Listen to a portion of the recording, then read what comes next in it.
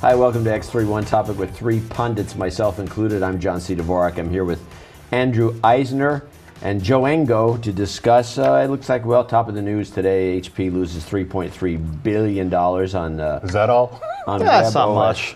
Over the past fiscal year. What's more disturbing, according to this article, is that they lost $2.1 billion in the past quarter alone, related to the winding down of the Web OS. This Web OS thing has just cost them money. Cost them money to buy it, and then now they're just losing money because they have it. This is terrible. This is a bad idea. News. Well, would you buy their stock? Well, you know, that's funny you asked me that. I just wrote a column in the Market Watch, so you can check it out. My recommendation now is to get out of tech stocks altogether. I see. I thought it was buy on the bad news and sell on the good news, but you say get out entirely, right? This is good news. They could have been losing a lot more than this. I see. No, yeah, I would. I don't know. Okay, so you don't feel very confident about the stocks for the coming year? Well, I think the only good stock was Apple, but without Steve Jobs, I wouldn't do it anymore. Personally, tech stocks are out then. Yeah. Actually, I think the whole market is doomed. I'm just a bear. What can I say? Okay.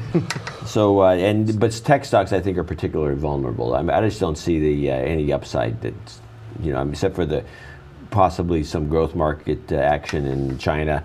Everything seems kind of moribund. Yeah. How about these new IPOs, Groupon? Oh, short. Well, did you hear about the Engo one? Apparently, the CEO was asking for stock back. Well, that's not really true. That was misrepresented. Was it? Yeah, he was just saying that he was asking for unvested shares back. He wasn't asking for vested shares. So he was saying. Well, he was asking for stock back. Yeah, so he was asking for stock options. No, who's ever done this before? They made the claim that everybody does it all the time. I've never heard of anybody. But here's the scenario. Either he was talking about people he felt were slackers. All right. So either he fires them and they lose their options, or he says, okay, I'll give you like a lesser role, but you got to give me some of the options back. So, I mean, yeah, it sounds a little funny, but... Somebody mentioned that, actually I do the show called DH Unplugged with Andrew Horowitz. You can check it out, dhunplugged.mevio.com, I believe.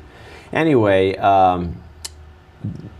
Horowitz suggested that maybe that some of these companies may have been set up like the movie The Producers. Yeah, it's to fail. Where they actually, there's actually more stock really than they should really have to give away. No. Well, they give out really generous stock in the beginning because they need to retain those initial maybe employees. They gave away so much that the bosses don't have any left. I mean, like I said, I've never heard this happening before. No, it's unusual, but it is. I mean, he could just as easily fire these people and get their options back. Well, they could just buy the options. So, I mean, he's free to fire people. Yeah, but they can just buy those options. So what's the all right? Well, no, they're not vested. Somehow, let's get back to HP. HP. Okay, HP. What do you think? How do you think Meg is going to do? Well, part of this loss isn't this because they've spent a lot of money on autonomy. I mean, obviously, this is where they're going away from sort of the consumer stuff.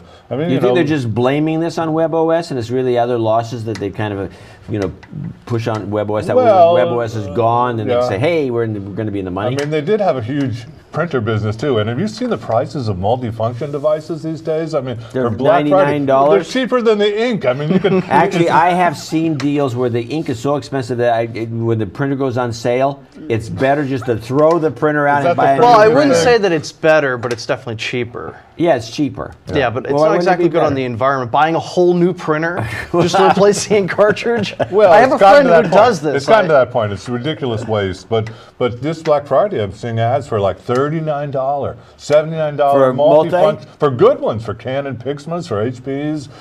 There was a Brother Laser. Should buy a couple extra ones. Know, exactly. Have one in the closet. Well, I mean, that's just an indication. Can't you recycle these things? The machinery itself is mostly plastic. You can just throw it in the recycle bin. Well, you could, but I think it's kind of an environable waste, though. It is totally, but that's because these ink prices are out of control. Yeah. So I had bought I'm going to write a column on this, in fact, or do a paper for 99 cents. I'm not sure.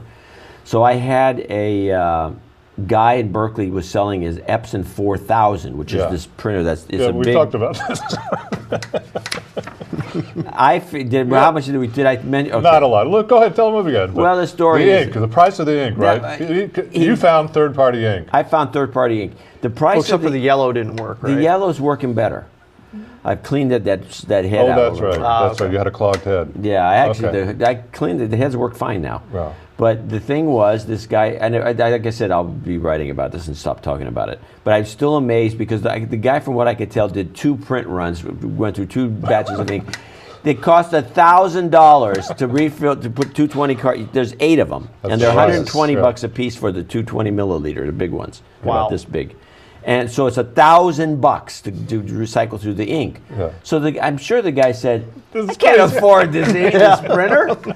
But that's Epson ink. If you refill it with a good generic ink, pigment, it was like less than $100 instead of $1,000, and now the printer's affordable. Yeah. And most of the professional print shops, they get these special deals where they got tubes running in and big giant jugs of ink. Sure. They're not using these $200 cartridges. Yeah, it's the biggest gimmick going. I mean, and the little cartridges are worse. Those little guys, which have, what, 10 milliliters of ink? Exactly. A few pictures. You got to go down to CVS and pay $59 for a cartridge. This stuff costs more than plutonium. Anyway, it's becoming an issue, but the clone inks, which seem to be pretty adequate, save the day. Anyway, well, we'll get to another topic later. You've been watching X3.